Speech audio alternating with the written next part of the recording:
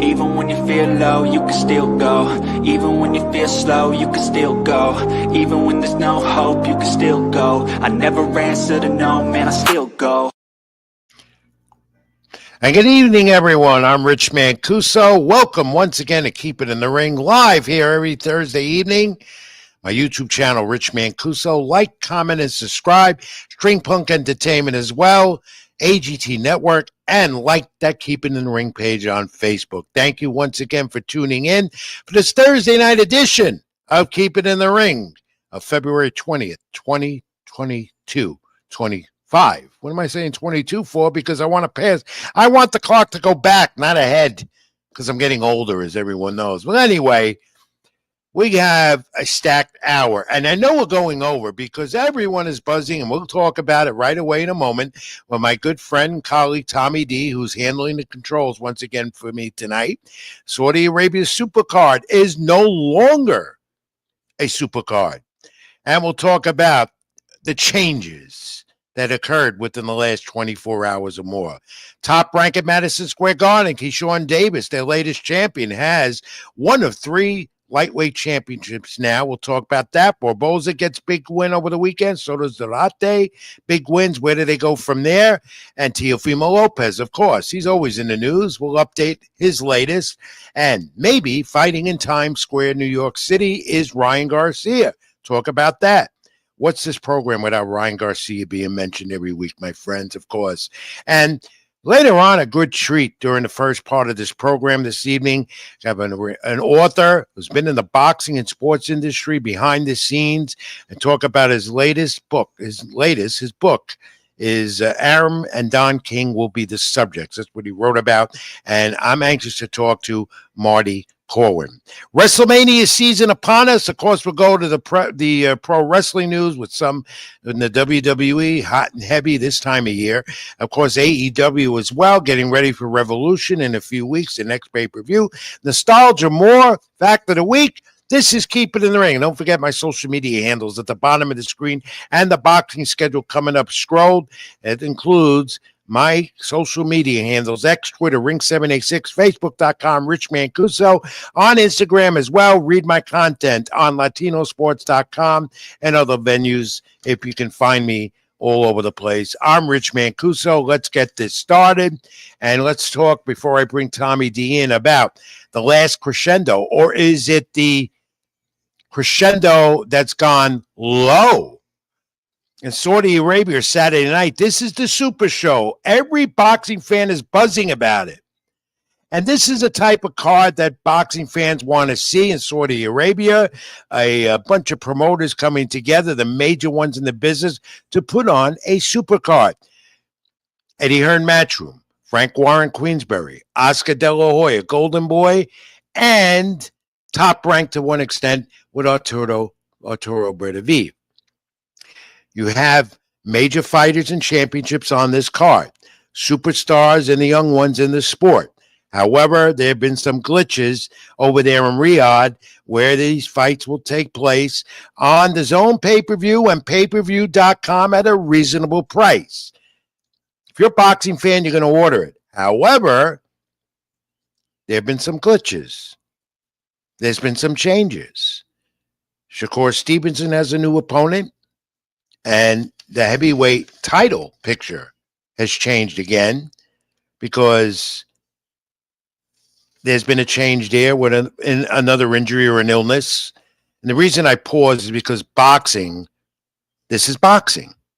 This happens.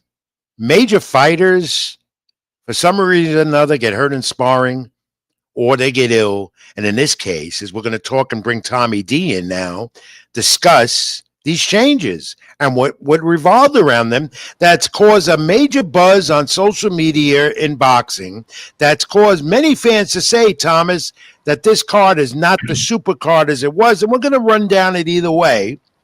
The first one is the glitch with Shakur Stevenson, his WBC title defense. Now he has a new opponent. The drama, Floyd Schofield Jr., pulling out of the fight and saying that he was poisoned. And Stevenson camp, well, obviously Shakur Stevenson camp, is threatening lawsuits over this. But we've gotten images on social media of Schofield, the young prospect, undefeated with Golden Boy, laying in a hospital bed, looking very, very ill. And yet, we don't have the true story. What have you heard? I've heard a few things. Very inconsistent that he was sick. They were accusing Snack that some masseuse had rubbed him with some cream in some way. Then you see there's a video of Floyd Schofield in the hospital, supposedly sick with some IVs. I don't know what to believe. In my personal opinion, I think the kid had an anxiety attack. I think he panicked. I think they pressured him, to a fight that he was not ready for. He probably had a lot of weight he still had to lose. The father has been pressing him and, promoting him at the same time. And, he's the one that kind of they talked themselves into this fight. He's a young kid. Even Oscar De La Hoya said a month ago that he wasn't ready, and they begged Oscar to let him get this fight. Well, Shakur needed to have this fight to defend the title. And he had said that he expected Schofield to withdraw, that he was scared of him. And that's what this was all about. I deny that. I don't see that. That young man is very aggressive and gained to get a title, had the opportunity. Now he has a setback. But Oscar De La Hoya was very complimentary today at the final press conference over there in Saudi Arabia today about an opponent coming in at the last minute, complimenting Eddie Hearn, because he's got 29-year-old Josh Pedley, a relatively unknown, 15-0, undefeated. Shakur, of course, 22-0, 10 knockouts, returning from a hand injury, if not looking great against Edward De Los Santos in his Matchroom multi-fight deal at first.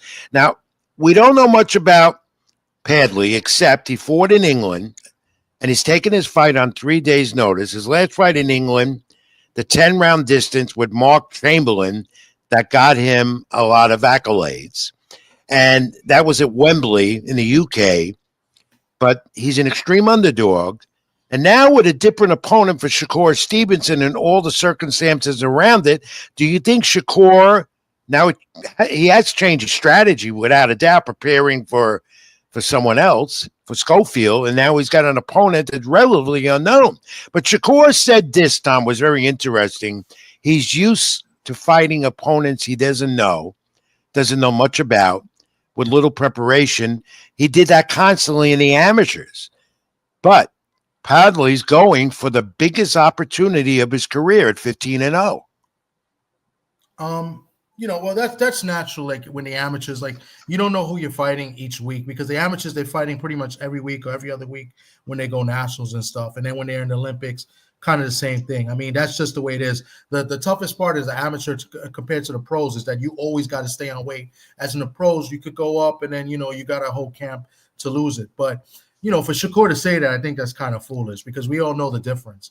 But I think he's going to be prepared. I think Shakur had an all-star sparring, in his camp. He had a bunch of fighters in there to help him get ready for Floyd. I think, he's going to be on his toes, and I think he's going to be ready, to take on this unknown, because I don't know much about this guy. No, neither do I. And you and I are both deep into this sport, and but we really know much about him except the Chamberlain fight. I had to go back earlier today and take a look at what he's done, and he looks like he's going to be a viable opponent and replacement for Shakur Stevenson. Going for the upset, extreme underdog, of course. Expect Stevenson to win this, and I expect him to, I don't think Stevenson here on Saturday night or Saturday morning here for us in Saudi Arabia time. I don't think Shakur is going to make this one go the 12-round distance. What do you think? I mean, I would hope that he would. The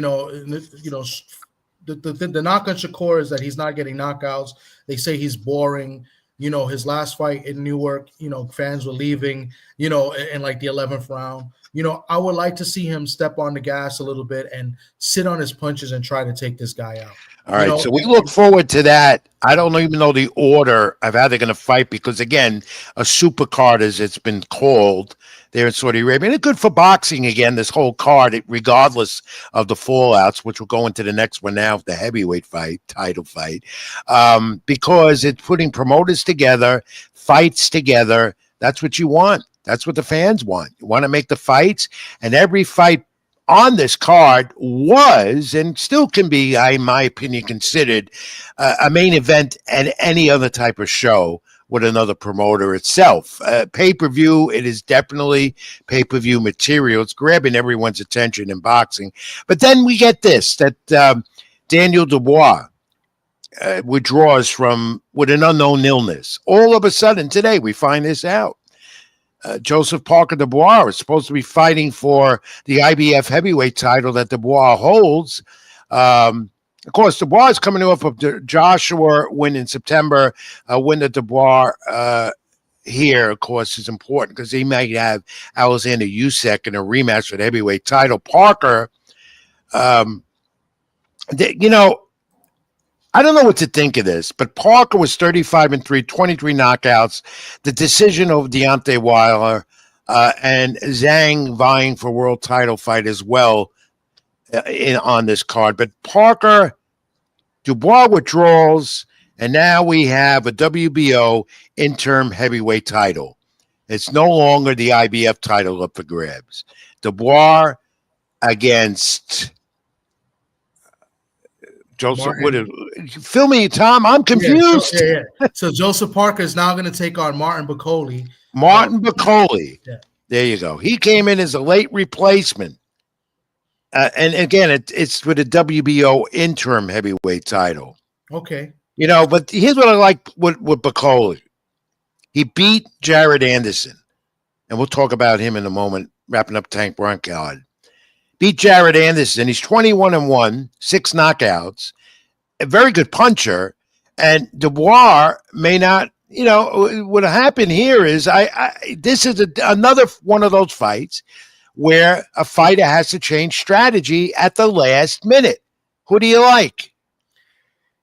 I was liking Parker against Dubois. I thought Dubois was kind of looking past Parker and looking onto Usyk and other fights and not paying much attention to Parker. I was going to pick the upset for Parker to win, but now Bacoli comes in, who's hungry, right? And he's looking for big fights. This is his opportunity, and he can get an interim title.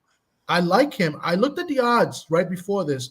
I think Parker is still a slight favorite over Bacoli, which is, I guess because it's short notice, but I like those odds, man. I like Bacoli. I like the guy coming in, and stepping up and taking on the challenge and, looking for big fights, and, he wants to be a champion himself. So he had a good year last year. And as a rate replacement, as we just said, Tom, he's hungry. He's going to want it. I'm looking for him to win. I like to think that he could win. Here we got D. Frez saying that he looks for Martin to defeat Parker. Yeah, D. Free. He has Martin over Parker as well. All right, let's move on because again, there's like 5 championship fights on, which is unprecedented. You don't see this. Yeah. This might be the best boxing card in a long time, if not the best in my era, except for the 2 fallouts, which don't make it to supercard, as I said. The junior middleweights, and this fight that Oscar De La Hoya said today will steal the show. And both fighters agree with that. Junior middleweight, Virgil Ortiz Jr., the Golden Boy product, against Israel Madronov. Ortiz is undefeated, 22-0, 21 knockouts. The narrow win over Bokachek in August is very strong. We know how strong Virgil Ortiz can be. And Bokachek in August was competitive. It was a good fight, maybe one of the fights of the year last year. And Madronov, 10-1, 7 knockouts. His loss to Terrence Crawford in the junior middleweight division of 154. Here's the thing, Thomas. Virgil Ortiz Jr. has a style. Madrabanov has the skills, but the implications here in a very competitive division at 154 in the sport. Yeah, I like, Virgil Ortiz has not looked too great to me. I mean, he's had some injuries in the past, so he had some long layoffs as well. Couldn't make the weight at 147, moved up to 154. A lot of people thought he lost his last fight against Boacek. He was dropped 2 times, questionable third 3 times, where I think they didn't count one. And Majimov, I thought, not overachieved, but did more than what was expected in a close fight against Bud Crawford.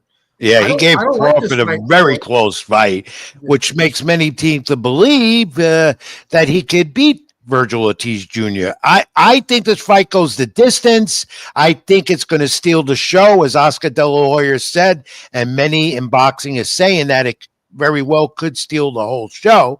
And I could see them both coming out of here with a win. Either way, it could even be a draw at the end. But I like Ortiz's power. I like it a lot. And I would slightly give him the edge in this one. Let's move on to heavyweight fight.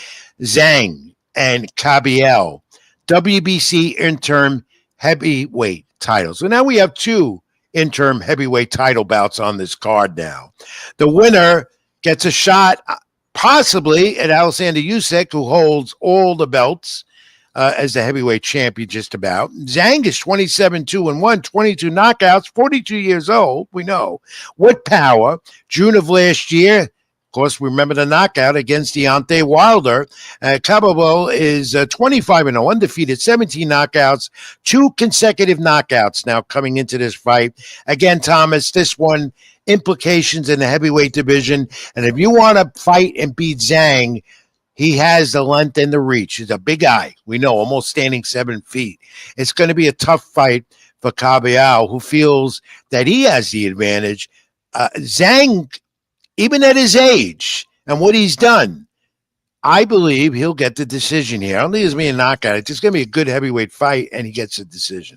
I'm going to disagree a little bit with you, because Zhang, let's see how he comes in at the weigh-in tomorrow, because he's been coming in close to 300 pounds the last 2 fights, and he's tired in his last fight against Parker. Now, the last fight, when he fought Parker, he lost a close fight where he dropped Parker twice, but he was tired after like the 4th, 5th round. He just looked like he couldn't go. So he can't do that against Cabiel, in my opinion. I think if Cabiel could just survive the first few rounds, because yes, Zhang has the power, he has the reach and the size, but if he could survive, and get Zhang a little tired, I think he gets him out of there. I like. Well, implications in the heavyweight division as well for that one. A shot at maybe Alexander Usyk's titles. This one I like. Carlos Adames against Shariz. Mandatory is Shariz the opponent, as Adames defends his WBC middleweight title. And at 160, he says he's at his best. But you got Lara, who's a champion in that division. So either one of these guys might be going after Arizandi Lara in that middleweight title picture. Yeah, this is a really good fight. Shariz has been on fire. His last couple fights, last few fights, he's won by TKO. He's beat Liam Williams, Austin Williams, and Tyler Denny. And he's strong. He's tall. He's gonna have the reach and the size over Adames. The knock on Adames is that his last fight he kind of came in a little sluggish. Wasn't really in good shape, and that kind of goes with sometimes, the Dominican fighters, they tend to do that. They don't really train as hard. And, but I think Adames is going to be game for this fight. I think this is going to be a very good fight. And I'm picking the upset. I think Adames gets the win here. Hold you to that, Tom. I see that also being, again, it's still a super card to me as a great fight on this in Saudi Arabia on this super card Saturday night. Let's move on quickly and take a look at the light heavyweights here. This is another good one. Joshua Batasi at 19-0, 13 knockouts, undefeated against Colin Smith. Light heavyweights, Batasi, the WBO interim title holder. The winner could get the opponent. It could be the next opponent. Depends on who wins the major fight, which we'll get into. Bivol, Benavidez, the rematch. Smith is 30-2, 22 knockouts. And again, this could be also a part of a mandatory for the winner.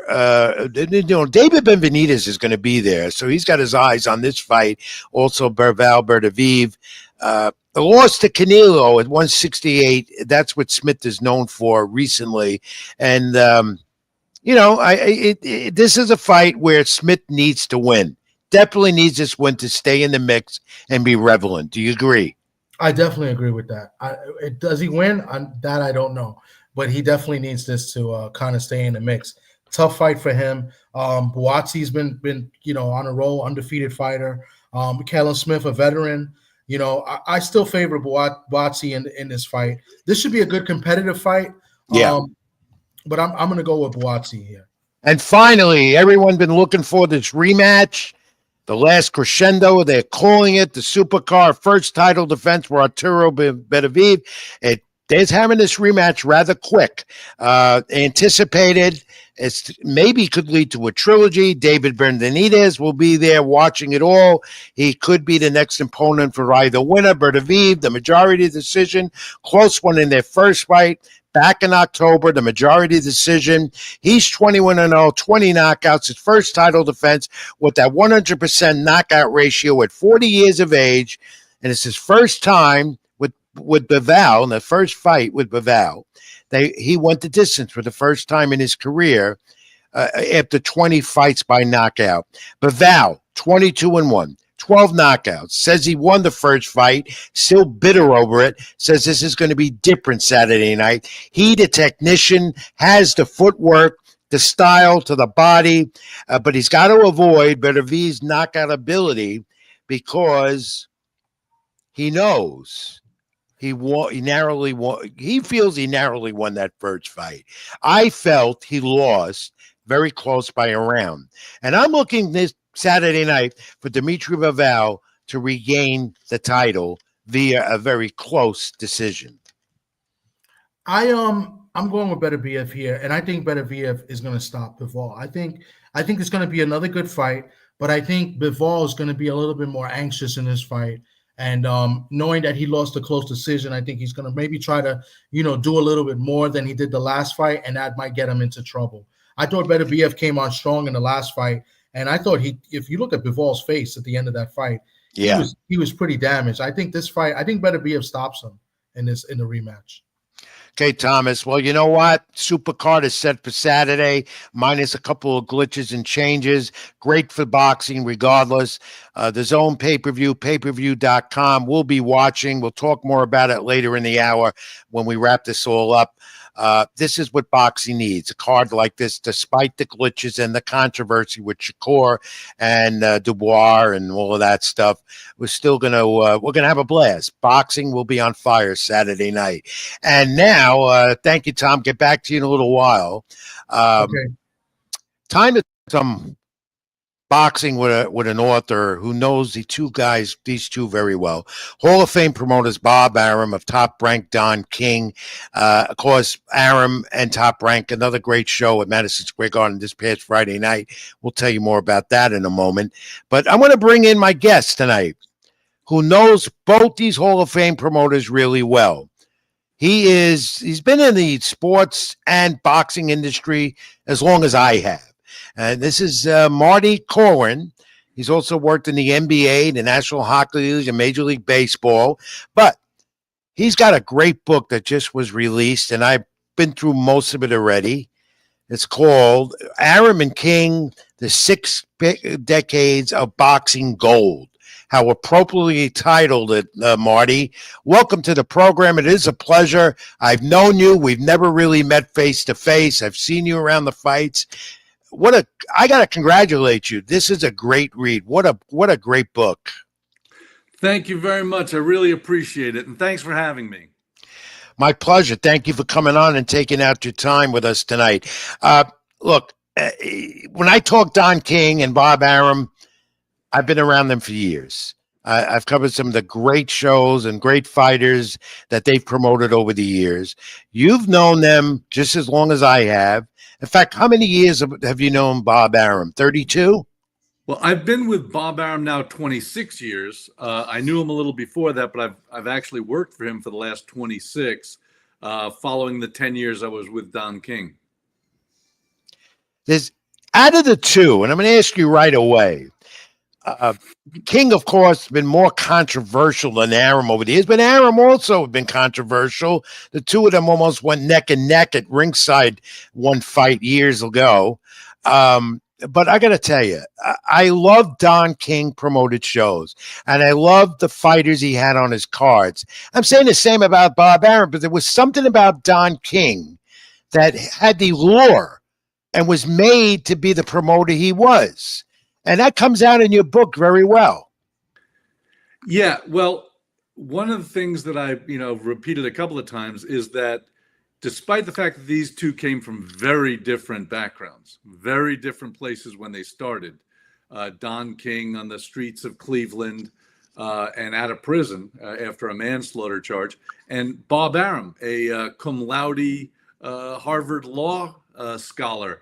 They came from very different places, and they both wound up at the pinnacle of boxing because they both have the skills and the personal temperament to become good promoters, a job that I think is one of the hardest there is. That fight you were talking about when they almost came to blows, that was 87 when Leonard met Hagler, and King tried to get in the ring, and Arum, grabbed him by the jacket and almost pulled him down from the ring. Yeah.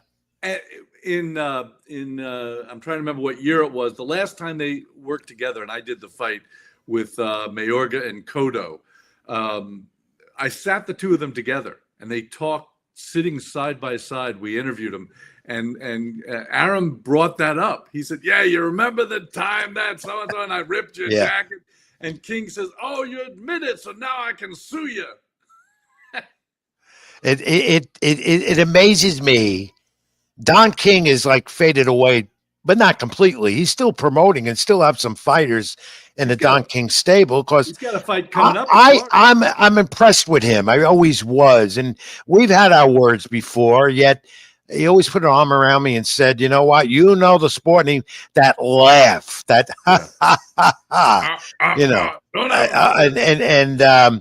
a very intriguing individual, no doubt about it. But Bob Arum, out of the two, to me, the smart one.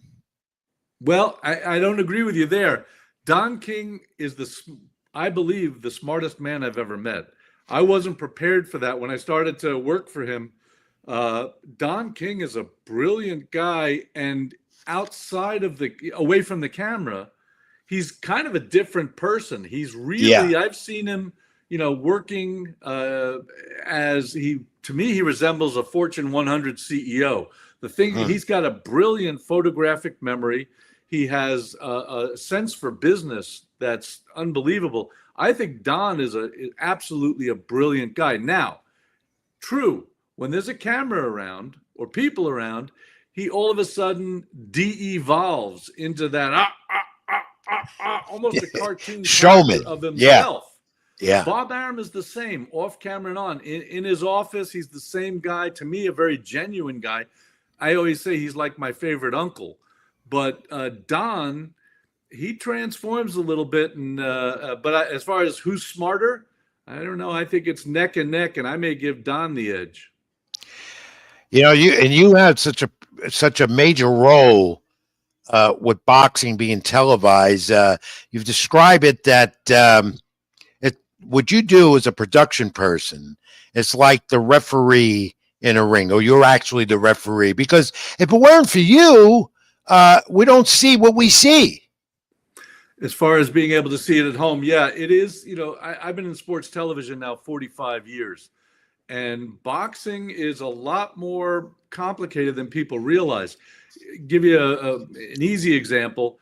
When I used to do a Celtics game, you show up at the arena, 4 hours before the game starts, and you get everything set up. The cameras are out. People know where to go, what to do, and you put on the game. In boxing, before a pay-per-view event, like, one of the Tyson events, certainly, you show up on Tuesday for a Saturday fight. And it takes that much to set up, to build the light structure, to get everything in place. It's kind of a different environment. And, Definitely. and I try to talk about that, the sports television side of it in my book as well. And that's what the publisher liked. Roman and Littlefield is the publisher of this book. Right. I And was they going to said mention me, they that. said, we don't really do boxing books anymore. No. We like yours because it's different. It is from a television producer's standpoint. You talk about the evolution of sports television. You talk about behind the scenes, what it's like in the truck, and what it takes. So they said it's a little different. That's what we like about it. Well, you bring up a good point. Marty Corwin, my guest here right now on Keep It in the Ring, the author of Arum and King, 6 Decades of Boxing Gold. And you talk about that the complexities of putting a boxing telecast on the air. And now with the advent of the streaming networks and so forth, which I want to touch base with you on briefly. But in the book, you mention the late Colonel Bob Sheridan, the Hall of Famer, the broadcaster, who you say was one of the best. And I agree with you. What a gentleman he was, and can call a fight as good as all the great ones that have done in this illustrious sport over the years. What is it about the late Colonel Bob Sheridan that you said why he is the best? Bob Sheridan was a great entertainer. He never pretended to be a journalist. He never pretended to be, absolutely unbiased. He worked for the promoter. He worked for Don King for 40 years. He worked for Arum for several with me. When I was the exec producer for Bodog Fight, MMA company, he worked with me. He's never claimed to be anything but a homer, but a great entertainer. There's no question in my mind. In 44 years, I've worked with hundreds of play-by-play guys, but Bob Sheridan was the best at making a lousy fight watchable, a good fight great, and a great fight unforgettable. He just would go off. And he was just such his preparation was. I used to watch him prepare. Yeah. To call a fight. His preparation was impeccable. Yeah. He learned that early on when he was used to do. He did some other sports early on, and he learned that preparation. He always did it by hand.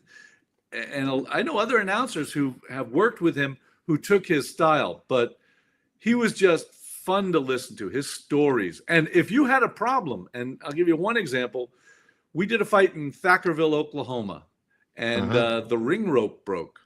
It took him an hour to fix it.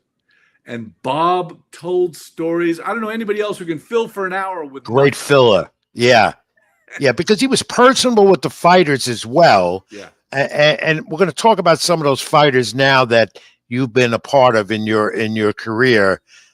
With boxing, including Mike Tyson, and that Evander Holyfield bite of the ear, where I was, where you were.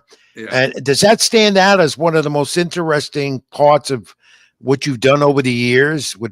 Well, yes, and the tie-in to Bob Sheridan is remarkable. Bob had his third and worst heart attack the night before the fight. This is Friday night, the night before Tyson Holyfield 2, the ear bite. He had a moderate heart attack.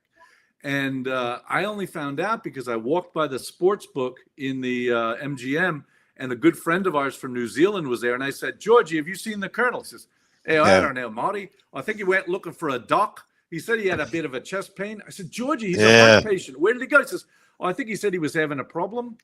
So we started combing hospitals, and I got to the hospital he was in. I called the emergency room and said, do you have a Bob Sheridan there? And the lady said, oh, do you mean the Colonel? I said, okay, I found him. And by the time I got there, he'd already had an angioplasty. He had a 98% blockage in an artery. He had an angioplasty. He was scheduled for 2 more. He had tubes going everywhere. And I said, Colonel, look, thank God you're alive. Don't worry about anything. We'll take care of the fight tomorrow night. I got Bruce Beck, who was there doing some stories for ABC. I said, Bruce Beck's going to do this for you. And I thought the Colonel would be happy because Bruce wouldn't take his job. Bruce worked for Right. NBC. And he said, Marty, come a little closer. I'm like, what? Come a little closer. What? He grabbed me by the shirt, pulled me in, and he said, Marty, if you don't let me do that fight tomorrow night, I'm going to kill you. Unbelievable. And he did the fight. Look, the Colonel was the Colonel. He was one of a kind, an original. And you look at Mike Tyson, and you've been around him. And of course, with the camera and the production and all that. And Chavez, Trinidad, what an era. That was an era where boxing was supreme. Well, I covered a lot of those guys myself, so I can tell you firsthand as well. So you know what I'm talking about. What stood out about Mike Tyson and a Chavez, a Trinidad, well, I love being around them. I was very lucky that in my career, I got to be with those guys. I mean, I loved Felix Trinidad. I mean, this guy was such a great, he would have really made a lot of money and been absolutely, if he spoke English. He just never really learned English, so he was hard to market in the U.S., but he was certainly a great fighter. And Julio Cesar Chavez, okay, there's no question about Julio Cesar Chavez. Yeah. My favorite fighter of all was Manny Pacquiao. I mean, champion in 8 weight categories. 8. No one's ever going to do that again. I agree. If you ask a fighter, what's the most impressive thing a fighter can do? That's it. I mean, plus a class individual, building hospitals and schools in the General Santos City in the Philippines. What a great guy. But Mike Tyson was absolutely one of the most amazing people I met on this long journey.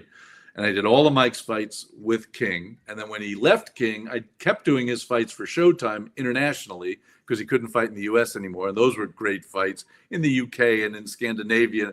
We went all over with Mike.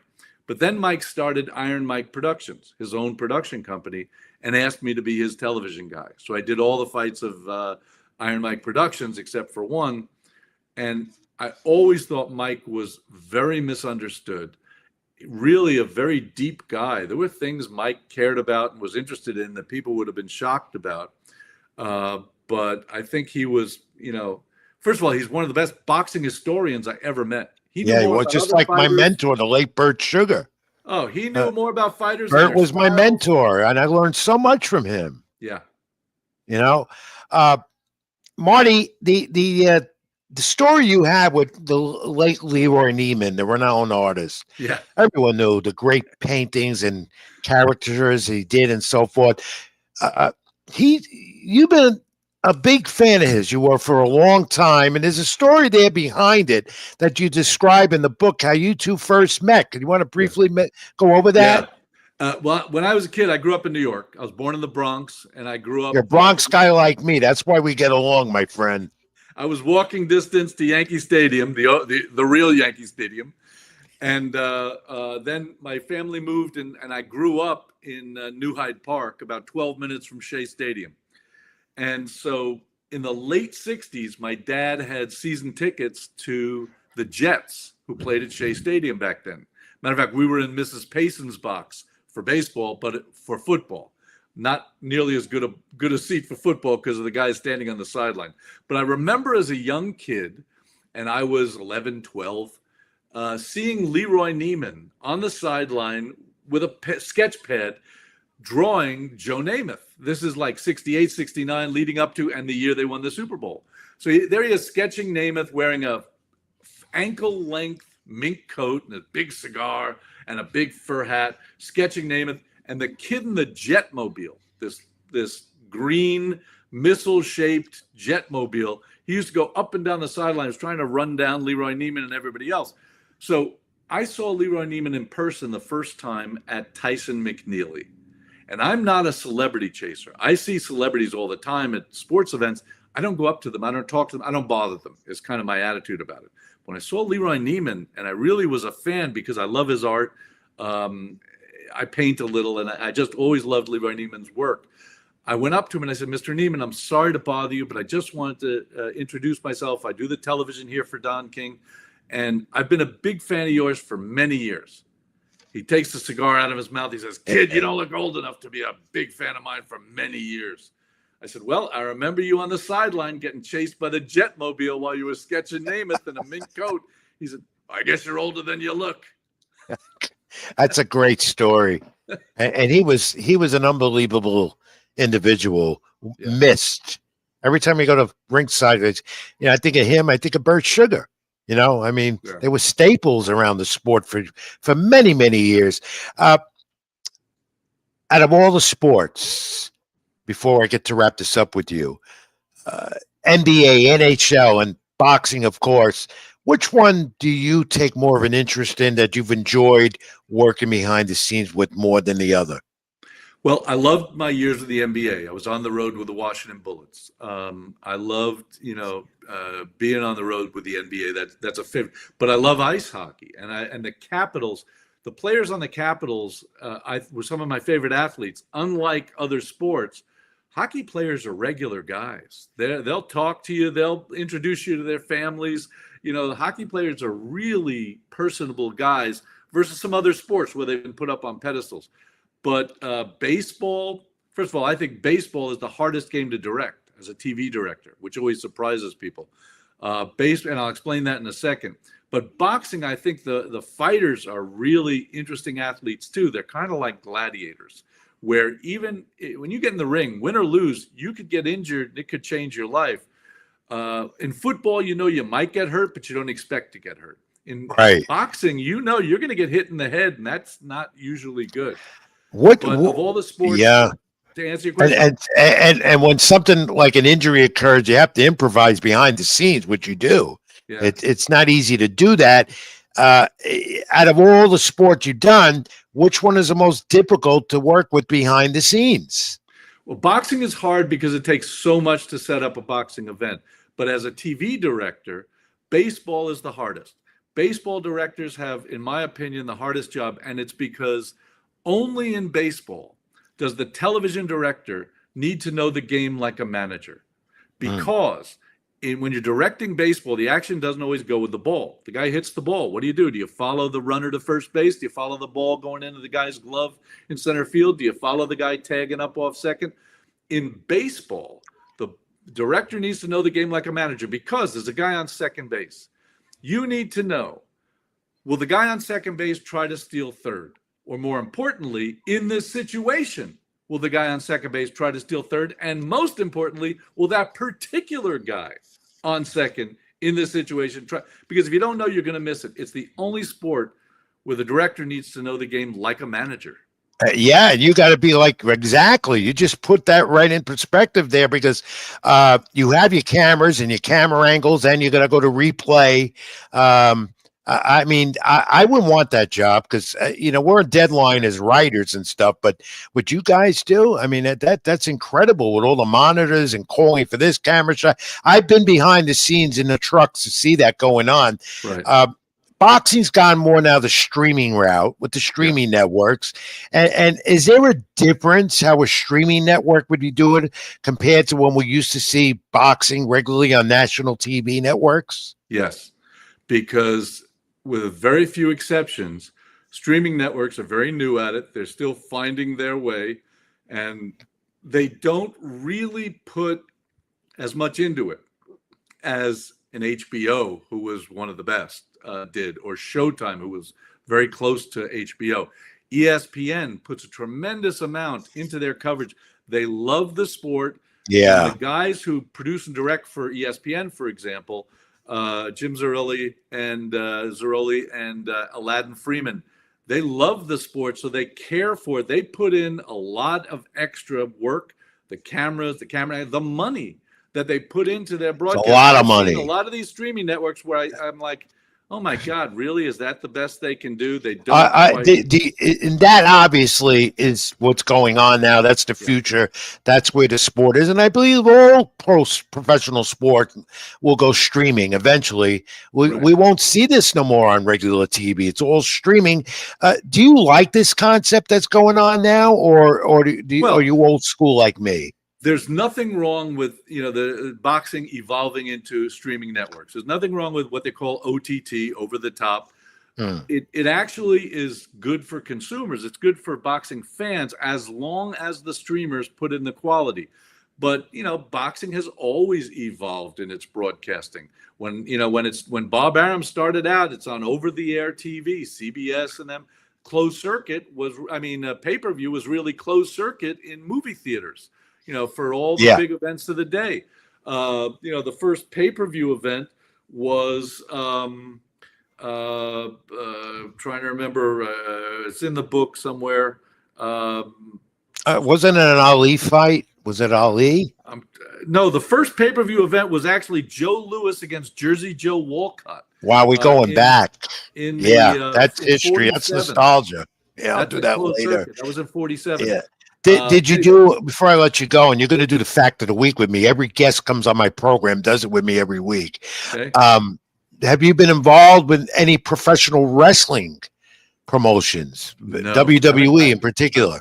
Done a lot of MMA. I worked with UFC for about 6 years, and I was with Bodog Fight and MMA, but no, never done wrestling.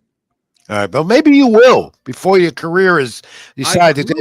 I grew up on the Spanish channel watching Lucha Libre. Yeah, Canal Cliente Siete, Linden, Newark, channel 47. That when I was a young kid, that's what I used to do to catch Capital Wrestling, which became WWF.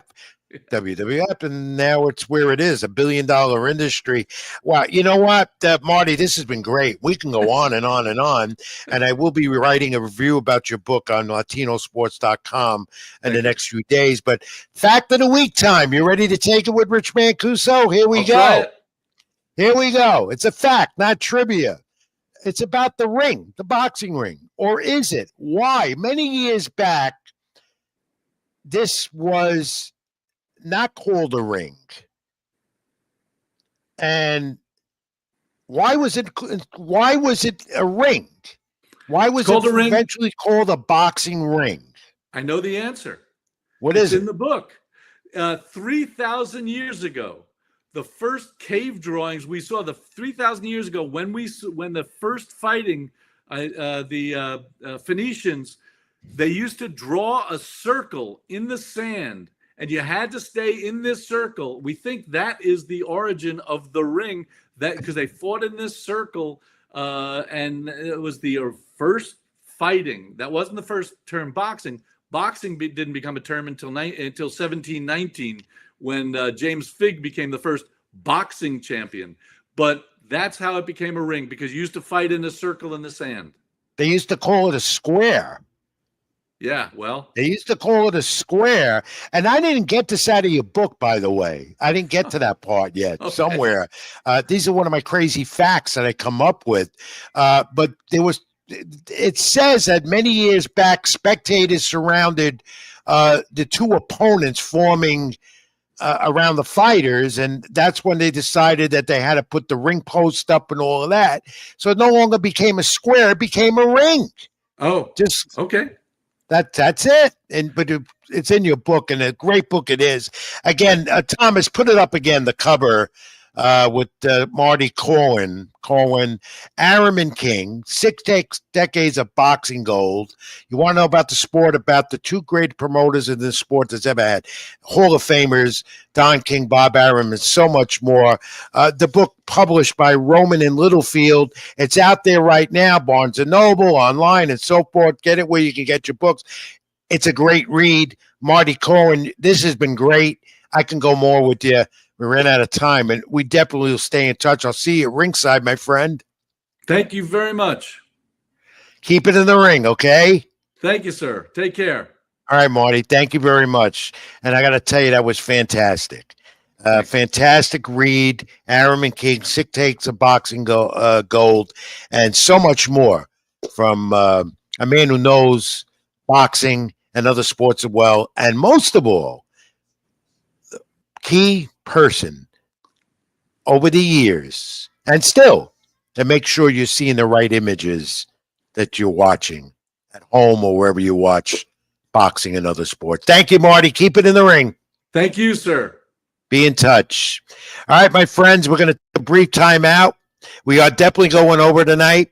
Keep it in the ring with Rich Mancuso. Log on to my YouTube channel page. Like, comment, and subscribe. Rich Mancuso, String Punk Entertainment, my social media, and so forth. Scroll to the bottom of the screen. Brief time out. More boxing news, a lot of it. WWE, the Rebel Rant will be coming up a little later as well. Stay with me. Stay with us. Keep it in the ring. I'm Rich Mancuso. Back in a moment.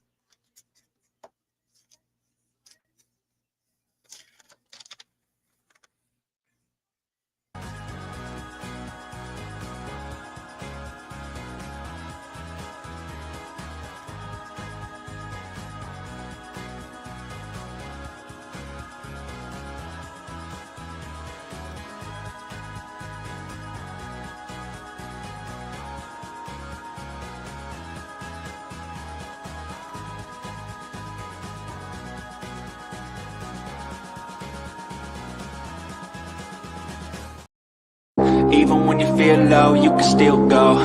Even when you feel slow, you can still go.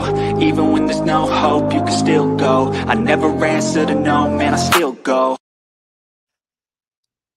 That was really great with Marty Corwin, but we continue with the boxing news, a lot of it. Let's go back Friday night, Valentine's night, Madison Square Garden Theater.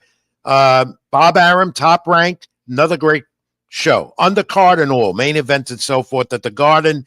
Kershawn Davis, the fourth round knockout of a Denise Bertachek at the Garden Theater, knocking him from the undefeated ranks, the new WBC lightweight champ, where it gets very competitive now for Davis. He has said, with the clean body shots also, the last one ending, and the power shots here were impressive, 20-14 in power and punches landed. So here he is as you're looking at it. And of course, his promoter, Bob Arum, with another champion. We just talked about Arum. The illustrious career of Bob Arum, he has another champion, WBC lightweight champ. Tom, put that image up of Arum and Davis. I thought that was really good to see. Look at that smile. That man is 93 years old, Bob Arum. It's unbelievable. It doesn't look it. So now he's the latest champion in the top-ranked stable, and there have been many. And Terrence Crawford as well, a part of Kershawn Davis's career. And Crawford in the ring after his win and the new title holder there at the Garden. There you go. But now what's up next for Davis? He's mentioned any number of names. Gervonta Davis, maybe. He's also talked about Isaac Pitbull Cruz, or even Shakur Stevenson. Can't get Lomachenko in that division. He's injured right now. We don't know when he's coming back. Oscar De La Hoya, though, did say this after his win. He said Davis couldn't stop Maduro last year, citing the Oscar Duarte fight with Murata over the weekend. His fighter, he said, did much better. You know, that's Oscar talking. Another dig from Golden Boy promoter Oscar De La Hoya, and we're going to get to Durante's big win in a moment. Because on the Garden card, congratulations to that young man. Well-deserved, gleaming with pride. Even Thomas was out there waiting for him to make sure he congratulated him face-to-face way after this fight was over Friday night. How about Xander Zayas? Zayas continued his march to a junior middleweight title. 21-0, 13 knockouts, 22-year-old. On his way, finally. Remains undefeated. The ninth round stoppage over the previously undefeated Spomar, the number one WBO contender. The left hook to the body. Scheduled 10 rounder. First stoppage in his last three fights for Zayas. Says he's going to be back there, and Top Rank says in June for the annual Puerto Rican Day weekend festivities at the theater in Madison Square Garden. The Punch Stats hold the story here. Put them up, Thomas. Zayas outlanded Spomer 259-39 in total punches, 74 to the body, and that's what makes Zayas so good. No telling where he goes from here. Bob Arum says the title shot is imminent for this young man. Zayas has said he prefers Sebastian Fundora, maybe, the WBO champ at 154, or even Virgil Ortiz, who's fighting and defending his title this weekend, or Saturday night in Saudi Arabia. Here's some comments after the fight from Xander Zayas, and then followed up by me with a couple of quick questions as he exited the theater. 20-0, the fight that is gonna get me to the next level. So excited for that. Not so much when he's moving, So I feel like I can break him down by just boxing. You feel like you have more speed than him? For sure. I definitely got more speed. If Armstrong is to be victorious, does the focus switch over to Majimov? No, because right now, again, the fight to make for me is Fedora. He's number one, or he's the champion at WBO, champion at WBC. I'm number one at the WBO, number three at WBC. So I feel like he's the focus. But if Majimov gets the victory, and it's a fight that we can make happen and make sense, and he would like to take it, I would love to face him too. Do you 20-0, the fight that is gonna get me to the next level. So excited for that. Yeah, he was so gracious to talk to me. I love talking to that young man. He's got a lot ahead. The question is, who will he get next? And will it come in June at Madison Square Garden? I doubt it. Maybe later in the year, though. Title shot. What do you think? Like, comment, subscribe here on my channel on YouTube, Rich Mancuso. On the card, also, the young 2024 Olympian from Callecas, Puerto Rico, Juanita Lopez, the son of Wama. The quick or spacious debut for the junior bantamweight Olympian, the early first-round knockout over Brian Santiago. Very impressive. He's got power, and he's very quick. You couldn't, blink of an eye. You missed it. That's how quick and good he was in that first-round quick stoppage. Disappointing, though, for the middleweight Nico Ali Walsh. He got the 6-round draw, now 11-2. His second, to me, he wasn't dominant like he's been. But he still came out with a draw, possibly a rematch. He said it's back to the drawing board. Rematch probably against his opponent, Juan Carlos, who went to 5-1-1. Regardless, Nico Ali Walsh, the grandson of the great late Hall of Famer Muhammad Ali, the heavyweight champ, back to the drawing board. And he'll get his wins. This was a tough fight for him, though.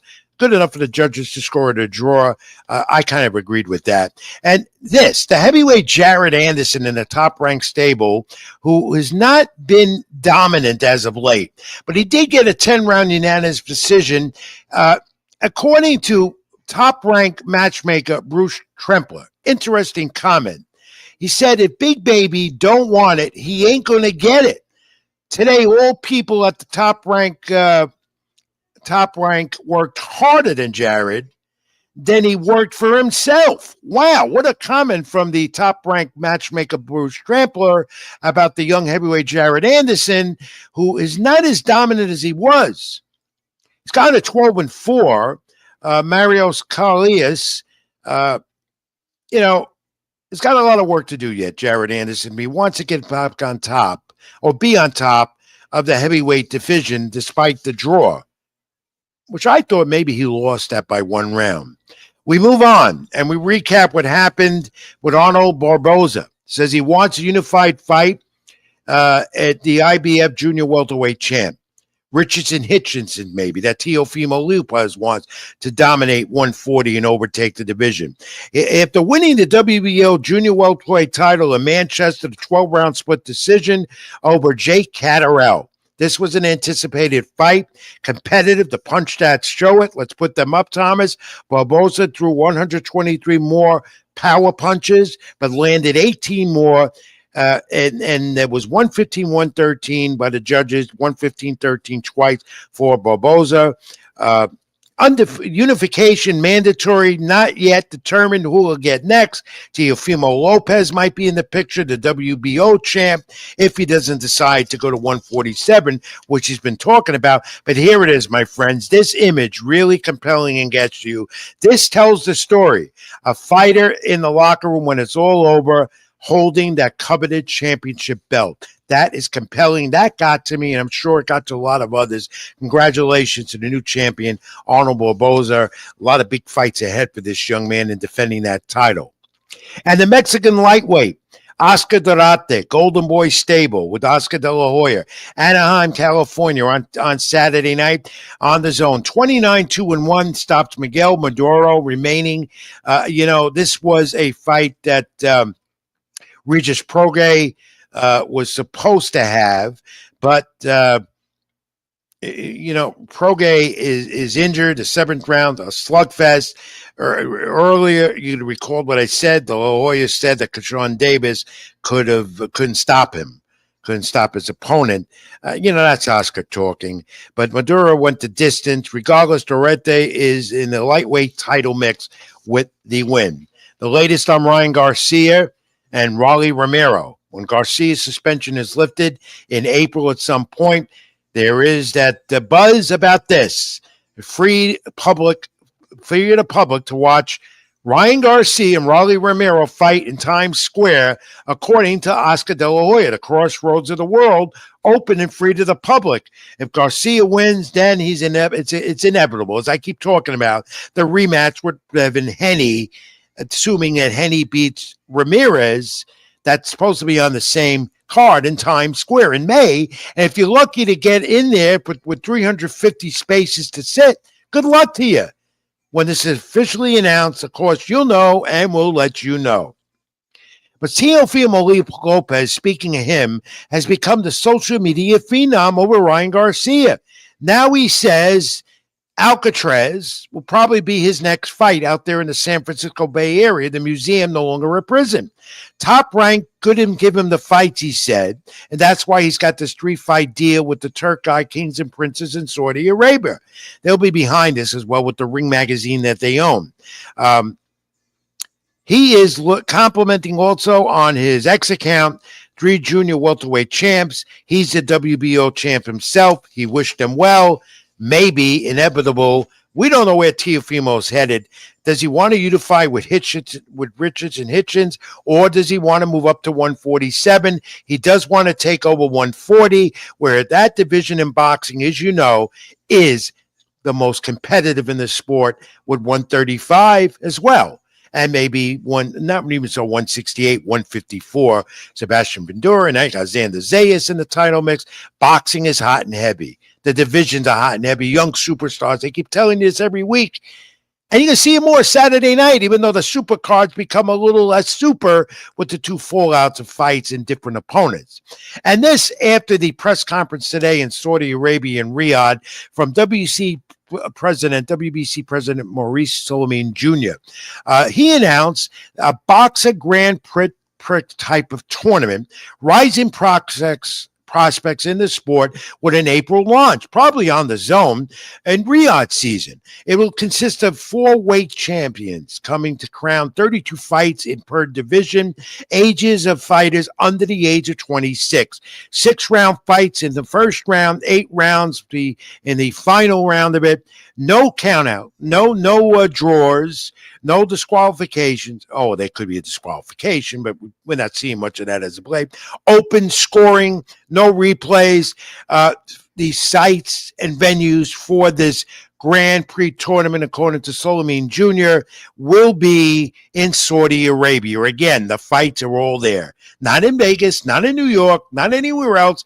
The major fights going on there in Saudi Arabia, because now the Turk guy, the Kings and Princes, as I call them, the Ring magazine that they own, that's where the fights are being announced. Go on their Twitter and Instagram accounts and you'll see it. And a trophy award to the winner. Nice concept. Let's hope it goes off without any hitches. The young stars in the sport deserve the attention. So I congratulate Mauricio Sulaiman, the head of the WBC, one of the alphabet and best of them all boxing organizations. So the City of Wolves in London, Hotspur Stadium, April 25th. Chris Eubank Jr. and Conor Benn, the showdown. The one that we've been looking for. Anthony Yarde, Lyndon Arthur, Leon Smith, exciting young fighter who became a champion last year, and Aaron McKenna. According to the Turk guy who owns the Ring magazine, as I said, that's coming. And I think I've given you enough boxing news for now. Before we go to our final break, we got to go to the wrestling fight. We're going over for sure tonight. Scott Churston, who has Streampuck Entertainment, helps with this on. He's not going to mind. He's probably sleeping anyway. He's not feeling well. Scott, feel much better, my friend. Well, more boxing coming up next week, of course, and we'll run down the supercard in Saudi Arabia. I got some MMA news coming out late this week. Dana White says UFC 314, Alexandria Vanderovsky looks to be the featherweight champ versus Diego Lopez in Miami, UFC 314 on April 12th. Topuria will vacate the title and move to the lightweight division. So UFC's got some good shows coming up in the Octagon, including UFC 315, May 10th, Montreal, Canada. 2 championships to be contested in the Octagon.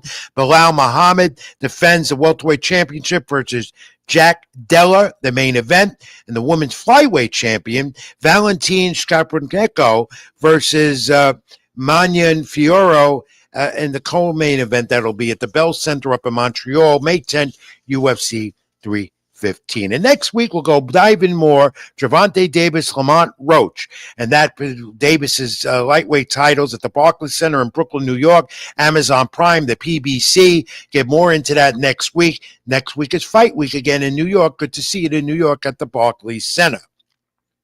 All right, let's get to the pro wrestling content. There's a lot of that as quick as I can. And if I make a mistake, excuse me, wrestling fans. And the Rebel Rant is coming up. He's waiting patiently also. Take a look at this. The WWE, of course, getting WrestleMania season. Rhea Ripley and her fiance, Buddy Matthews. They were on a honeymoon while Rhea Ripley wasn't at Monday Night or Monday night. And all in, at the AEW Grand Slam, Buddy Matthews lost to Akita at Grand Slam.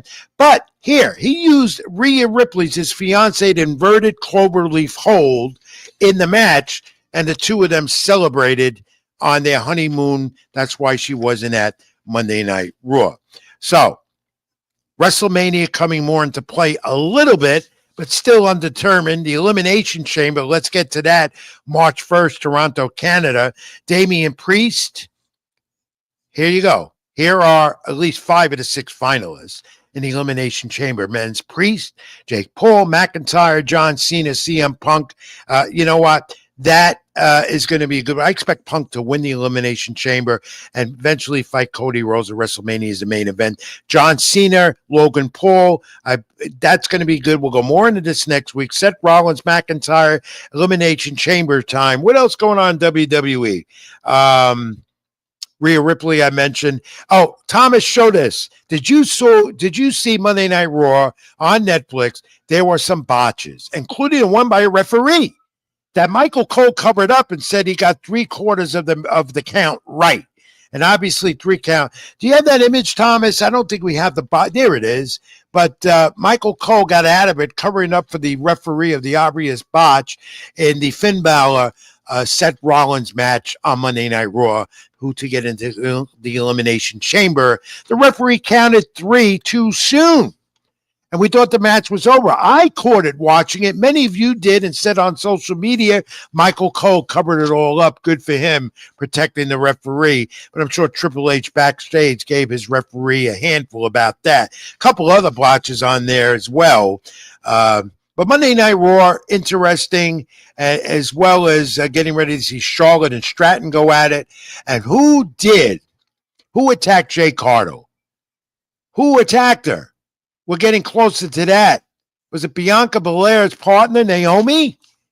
I believe it was Naomi, and we're going to find that out eventually. And maybe Bianca and Naomi split up, headed to a WrestleMania confrontation. I don't know, but Jay Carter will be on the way back. She's going to tell the story. And Sami Zayn and Kevin Owens, what a brawl that's becoming. And you know, more and more when you look at Sami Zayn and Kevin Owens, they've done this before. And always, when they've been together in the ring, they've done a job of wrestling finish, a job of a wrestling match that you can't complain about. So, AEW, not as exciting, coming off a Grand Slam, getting ready for Revolution. I love the way Ricochet has become this dynamite heel, and Prince Namad's outfit and so forth. He's headed to Swerve for Revolution, and Copeland and Moxley continue to go at it. Last night, if you watched Dynamite, you saw a great confrontation in the ring between Paige and MJF, who is still to me the top heel in the wrestling business, and the Buddy Matthews had a tremendous match, and Samoa Joe and all of that stuff. But I love the fact that we finally got Mariah May out of the picture. Tony Storm, the champion again. All right. Let's get to the Rebel rant. Is he there, Thomas? Waiting patiently? We'll give him a few minutes this week. Is Robbie Rebel there, or did he not? Did he? Yeah, the Rebel rant is here. The Rebel rant is here. Yeah. Is he coming? He's been here. He's been waiting patiently. Should I bring him up? Yes, bring him in. I need Robbie Rebel. This isn't keep it to the ring until we have him. One other thing before the Robbie Rebel, the Rebel rant. Let's go back in the past and look at this real quick. Not the past, but where they were the other day. They took a photo together. Thomas, put that up. Luger and Sting. I bypassed that. They're good friends. They owned a gym together in Atlanta, Georgia for years. There's Lex Luger to the left and Sting with the white beard. They had a little get-together during the week. I thought I'd show you that all. What did you think of that, Robbie Rebel with the Rebel Ramp? What do you think of that? What, seeing Lex Luger and Sting? It's fantastic. Those guys are legends. All right, your turn. You made me wait for this? Yeah, you waited for that, but we waited for you. Go ahead. The Rebel Rant. Here's Robbie Rebel. Well, thank you, Rich Mancuso. This is part of the program where we ponder and pontificate the problematic perplexities of professional wrestling. Today, my name is Robbie Rebel. This is the Rebel Rant. You can find me on Facebook, Instagram. Look up Robbie Rebel, man with the top hat. You know what the deal. The disclaimer that it's coming right now, I do not reflect anything in the ring or Rich Mancuso says. However, I was going to have something a little bit longer today. I had a little bit of story time with Robbie Rebel today, but I actually just saw something recently that happened about 15 minutes ago before I came onto the show, and that's wrestlers just making sure that they get themselves over when other people are supposed to be getting interviewed. My buddy Cade Lothbrook, he's going back to this place called NYWC on Saturday. I'm going to be there with him. Obviously, you could tell because I got the tan going on. I'm looking great right now. But the problem is that there's other wrestlers going right onto his interview and trying to thank you, I appreciate that, but I'm actually ticked off. So this is all real energy. You're pissed off because I got you on late. That's why. Well, and now I'm all pissed off because of it, and it's all because of you. Now I got to follow up with Marty. That's damn near impossible. Thanks, Rich. I appreciate it. You're one of my closest friends, and you're making me wait this whole time. So people going right onto someone getting interviewed and then trying to put themselves over is ridiculous. It's unprofessional. You shouldn't be doing stuff like that. And then I also have another problem with another guy who's been holding on. He's been holding on the title belts for one of the places that I work for that it's supposed to be my belt. They won't let me bring that belt anymore because he thought it would be a smart idea to just take the ball and go straight home because he's not getting the belt, because he put money into this, he did that, and he doesn't get what he wants. Well, buddy, if you started drawing people, you started making money for a company, you would actually be a champion. You know, people come to see Robbie Rebel. People love this energy. It was just proven by someone who put it down. And then people trying to crap all over that and other people trying to steal away from all this energy. It's ridiculous. I can't believe how so low that some other kids are going to go just to make sure they have a second of spotlight taken from someone who deserves it. Oh, do you deserve it? You put me on the show, don't you? All right, where are you? I think you were waiting too long for me. I wish I had that here. Robbie, where are you? Where will fans see you next? Well, it would be on Saturday in Farmingville, Long Island. I'm going to be part of the Psycho Circus, which is a place in the place is called NYWC. Unfortunately, if you can't get the tickets, it's because they're sold out, because it's a place that makes money. It's a place that does good, and they only have the best type of people there. Yeah, and you're highlighting the card, or are you? I'm in this battle royal called the Joker's Wild, and it's been a stable of this whole thing called the Psycho Circus for a long. Joker's Wild. That fits you appropriately, Robbie Rebel. Joker's Wild. Joker. He's always been a clown. I used to call myself the Clown Prince, but I'm not so funny anymore. All right, next week when you come on the program, I want to give you more insights about Elimination Chamber coming up next week. I want your predictions on that. I could do that. Will I be waiting? No, I don't think so. This was just a stacked hour. I'm sorry you had to wait, but it's worth waiting to talk to Rich Mancuso, and it's worth waiting for the Robbie Rebel rant every week here on the program. Keep it in the ring. You just calm me down. I appreciate that. All right, my friend, and you are a friend. I'll see you soon. I'll be in touch. I will see you later, Rich. It's the Rebel Rant with Robbie Rebel every week here as part of the pro wrestling segment on Keep It in the Ring. And with that, we take a quick time out. Before that, one more thing with wrestling. Put it up, Thomas. I missed it. Congratulations to The Undertaker, Mark Calloway's wife, Michelle McCoo. He's going to be inducted in WWE Hall of Fame as part of WrestleMania weekend. Well-deserved. And there are rumors now, a lot of talk, buzz, that Demolition, Axe and Smash, who I worked with over the years when I was in Wrestling More, will also be named to be the newest inductee WWE Hall of Fame during WrestleMania weekend events in Las Vegas coming up mid-next in April. All right, brief timeout real quick. Wrap it all up with nostalgia and a few other things, odds and ends. Rich Mancuso, Keep It in the Ring. Stay with us. Be back in a jiffy.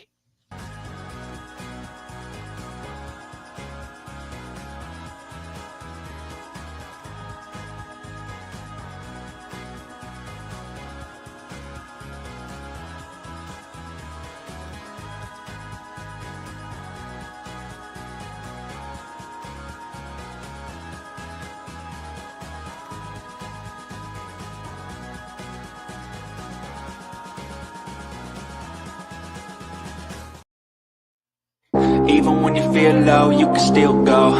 Even when you feel slow, you can still go. Even when there's no hope, you can still go. I never answer to no, man, I still go.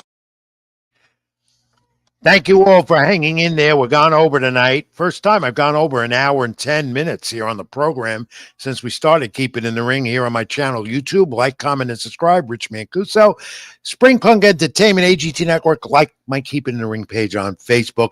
Nostalgia time. Got 3 of them this week. Here we go. Rush through it as quick as I can. Julio Cesar Chavez. We mentioned him early with the author Marty Corwin. February 20th, 1993, Greg Houghton. He retains the WBC light welterweight title. World record crowd. Then 132,247 fans. Can you believe that? At the Estadio Azteca, Mexico, in Mexico City, Houghton had said Chavez 84-0 record. And he said fighting in Tijuana with the taxi drivers all there. That's what he said. Chavez, of course, a living legend, Hall of Famer. He went on the attack from the beginning in this fight. The Mexican legend finished as a multi-division champ, still around, present at ringside at many fights, mostly Canelo Alvarez fights. 114 fights his career, 3 weight classes, the multi-division champ. That's Chavez, 5th round TKO. Greg Houghton, another great Hall of Fame fighter, retaining the WBC light welterweight title, February 20th, 1993. Then we go to February 22nd, 1910, way back at the Walcott, Ag Walcott stopped battling Nelson in round 40. Not that, Thomas. That's a wrestling poster. We'll talk about that in a moment. For the World Welter Lightweight title, 40 rounds. Can you imagine that? You know, Teofimo Lopez trying to go back to old school and advocating for 50-round championship fights again. But 40 rounds? Yeah, they did that back in 1910 at the Point Richmond Cal Center, known as this fight, the 19th greatest title fight of all time, back on February 22nd, 1910, a 40-round fight, unimaginable today. February 24th, 1989. Here we go. Roberto Duran, the great Hall of Famer. No mas, not this one though. He moved my buddy Iran Barkley, another Bronx guy, great champion from the Bronx. A split decision for the WBC middleweight title in Atlantic City, New Jersey. I could tell you, in my young career back in 1989, I was there and covered that fight. Remember it well. The Duran became the third boxing in history with this win to win world titles in 4 weight classes. Hey, that's why he's a Hall of Famer, despite no mas back then with Sugar Ray Leonard. That's nostalgia there, but we have nostalgia with pro wrestling. Now put it up, Thomas. This is how wrestling promoters used to promote their shows. Not on social media. I've done this before on the program. We'll do it when I come across it. February 16, 1981. The old poster. Look at the names. Madison Square Garden. Rick McGraw. If you go back then, the Hall of Famer Johnny Rodz is still around with his unpredictable Johnny Rodz School of Wrestling at Gleason's Gym in Brooklyn, New York. Baron Mikhail Cicluna from the Isle of Malta, who really lives in Bergen County, has been there for all his life. But that was wrestling. That's how it was. And you take a look at it. Just look at all of the names of the past. And the poster that used to hang on windows in stores. And used to be, by the garden all the time. And the old program as well. And that was old school pro wrestling. How they did it. Way back, 1981. That is way back. I remember it well because I used to go to all those shows when I got in the industry as well. Nostalgia this week. Another note, boxing as we close off. And we got to take a look at Carissa Shields. Carissa Shields, the female champion who was at the Garden with Thomas and I on Friday night, she's been suspended because of illegal substance abuse. That came out late today. We'll go more into that next week. The champion, Carissa Shields, who just won a title. She's been suspended now. She violated VADA rules and testing. That caught me off guard. And then this, to close it up this week. Of course, when you cover the fights, you try not to do this, but I do when I can. Because I wanted to get a photo for my book with me and the champion, Terrence Crawford. Excuse me, at 154. Terrence is he's just a down-to-earth, quiet, subtle individual, the champion. Everyone looks at him. Everyone wants to take a photo with him, even me. And he did with me at ringside the other night at the Garden. One of the great advantages of being in sport, you get the press credential. You're really not supposed to do this, but in boxing today, all of us in the media get to end up doing this. Terrence and I asked him briefly about it in fight in September with Canelo Alvarez. He looks like he weighs 190 right now. He said, no problem. I'll handle it. He said he can handle it. At 168, he's going to jump 2 weight classes. Well, there I am with great champion who's going to go in the Hall of Fame one day when he decides to hang it all up, Terrence Bud Crawford. His fighter in his stable, Kershawn Davis, wins the WBC lightweight title at the Garden Friday night. Thomas, let me bring you in, wrap this up. And come on in, Thomas, to say goodbye because you did such a great job this week. We had so much content. Why we've gone over the hour mark, and I never do. But again, tomorrow, Saturday, Riyadh, Saudi Arabia, the super card. There's not as super as it was. But to me, again, I'll reiterate, as I said at the beginning of this broadcast tonight, it is still a super card of boxing. Yeah, I still think it's going to be a good card. Not as great as what we thought it was going to be, because I was looking forward to seeing, Shakur fight Schofield, and I was looking forward to Dubois and Parker. Those were 2 big fights that were on the undercard of a really good main event. Yeah, that are not going to happen. But I think they did a good job filling in. They did for Dubois with Bacoli. I think that's still going to be a good fight. Not so sure about the Shakur fight, but it's good to see Shakur back in the ring. He hasn't been in the ring since last July. But good to see Shakur Stevenson back in there. And I tell you, I'm looking forward to Virgil Ortiz Jr. and Madrabanov. 155 for 54-pound title interim up for grabs, and I think that's going to be the fight of the night. As they say, it's going to steal the show. I hope I'm not wrong, and many of us aren't, but I still think that's going to be the fight of the night.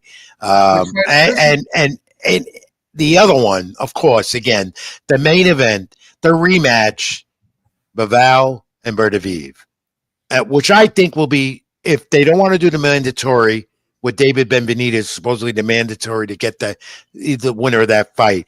If they don't want to do the mandatory, they may end up doing a trilogy based on the outcome of this one Saturday night. I like Bivol, as I said earlier, winning the title back.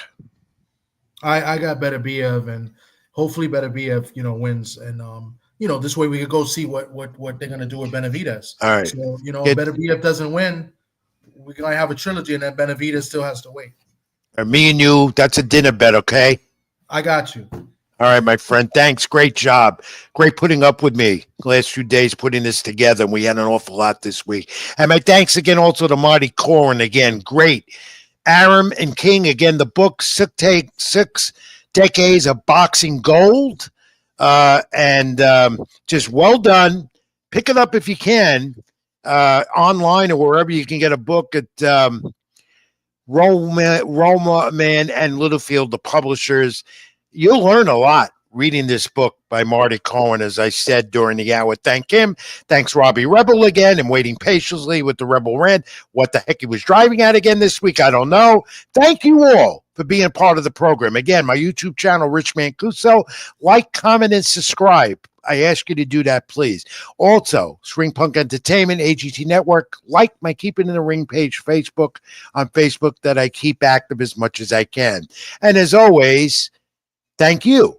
You, the fans, make this show possible. Without you, I don't do this. Thomas doesn't help. Neither does my great producer, also, who puts this all together, Spring Punk Entertainment. That the great Scott Church. And feel better, Scott. I know he's under the weather right now.